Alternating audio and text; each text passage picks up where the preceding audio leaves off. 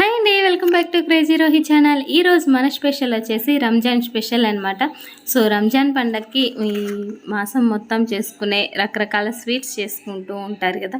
So వాటిలో రెండు రకాలైతే నేను మీకు చేసి చూద్దాం అనుకుంటున్నానండి. రెండు చాలా చాలా ఈజీ అనమాట, చాలా హెల్దీ కూడా. మనకి ఎంతో టైం కూడా పట్టదండి, ఒక్కోదానికి ఒక 5 minutes అంతే అండి, అంతకు మించి ఎక్కువ టైం అయితే పట్టదు. ఈ రెండింటికి కావాల్సిన మెయిన్ ఇంగ్రీడియంట్స్ అయితే నేను ఇప్పుడు మీకు చూపించబోతున్నాను.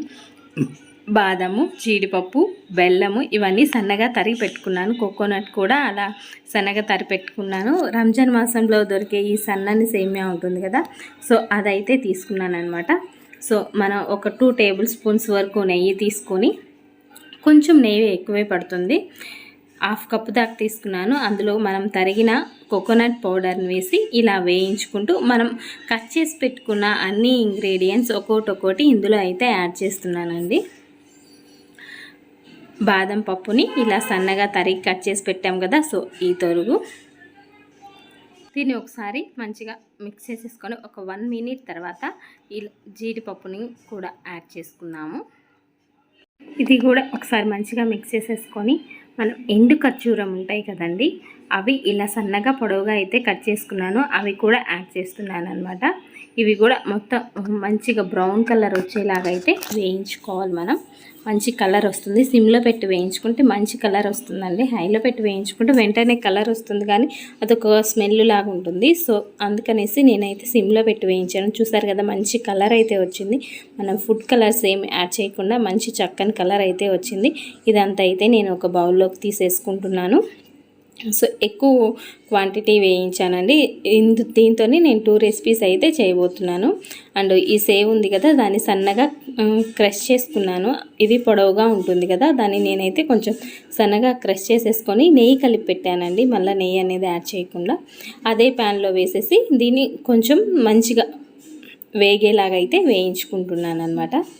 సో ఇలా వేయించేసుకొని దీన్ని ఒక బౌల్లోకి అయితే తీసుకుంటున్నాను. చూస్తున్నారు కదా, ఇలా మంచిగా అయితే వేయించేసేసుకున్నాము. దీన్ని నేను 2 partsగా చేసుకొని 2 bowlsలోకి అయితే తీసుకుంటున్నాను అనమాట. ఒకటి వచ్చేసి స్వీట్ చేస్తున్నాను, 2 sweetsే.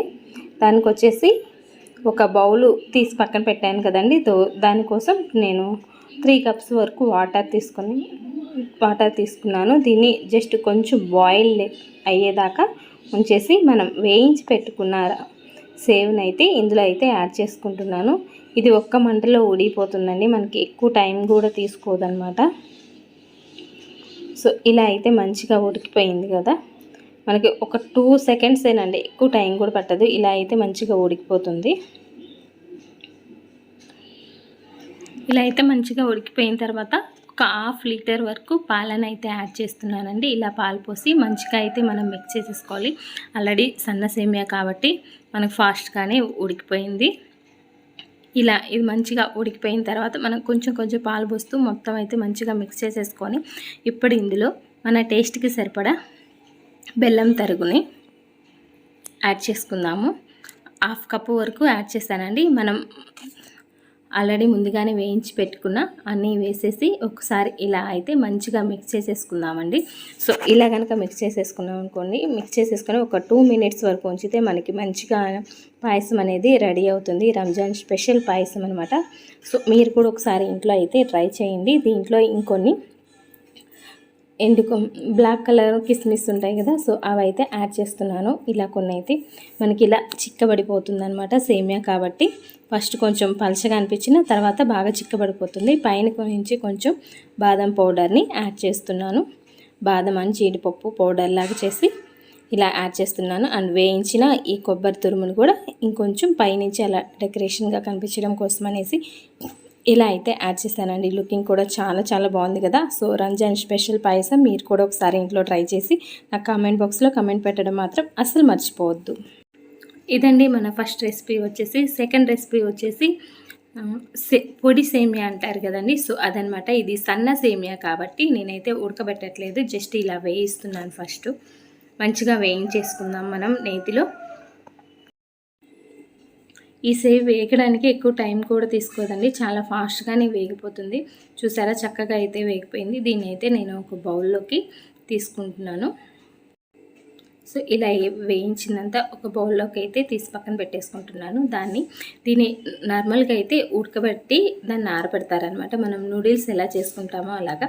బట్ ఇది చాలా సన్నని సేమియా అండి, ఉడికిస్తే మరీ పేస్ట్ అయిపోతుంది. సో ఇలాంటి సేమియా తీసుకున్నప్పుడు మనం జస్ట్ నేతిలో వేయించుకున్న కరకరలాడుతూ చాలా బాగుంటుంది టేస్ట్ అయితే. దీనిపైన మనం వేయించుకున్న కొబ్బరి, ఈ డ్రై ఫ్రూట్స్ అన్నీ ఉన్నాయి కదా, అది ఒక లేయర్ వేసి దానిపైన షుగర్ ఒక 2 టేబుల్ స్పూన్స్ వేసి మళ్ళీ ఒక లేయర్ ఇదైతే వేసానండి. టేస్ట్ అయితే చాలా చాలా బాగుంది. అదే టేస్ట్ లాగుంది, బట్ అదైతే కొంచెం మెత్తగా తగులుతుంది. ఇదైతే క్రంచీగా స్వీట్గా అండ్ డ్రై ఫ్రూట్స్ తగులుతూ చాలా బాగుంటుంది. డ్రై ఫ్రూట్స్ మన ఇష్టం అండి, మన దగ్గర ఏమున్నా యాడ్ చేసుకోవచ్చు. ఇలా కూడా టేస్ట్ అయితే చాలా బాగుందనమాట. సో మీరు కూడా ఒకసారి ఇంట్లో ట్రై చేసి నా కమెంట్ బాక్స్లో కమెంట్ పెట్టడం మాత్రం అస్సలు మర్చిపోవద్దు. ఇదండి ఈరోజు మన 2 రెసిపీస్ వచ్చేసి. మీ అందరికీ నచ్చిందని అనుకుంటున్నాను. మీ అందరికీ కనుక నచ్చినట్టయితే లైక్ చేయండి, షేర్ చేయండి అండ్ కమెంట్ చేయండి. ఫస్ట్ టైం కనుక చూస్తున్నట్లయితే సబ్స్క్రైబ్ చేయడం మాత్రం అస్సలు మర్చిపోవద్దు. వన్స్ అగైన్ అందరికీ రంజాన్ శుభాకాంక్షలు అండి. Thank you for watching video. Bye.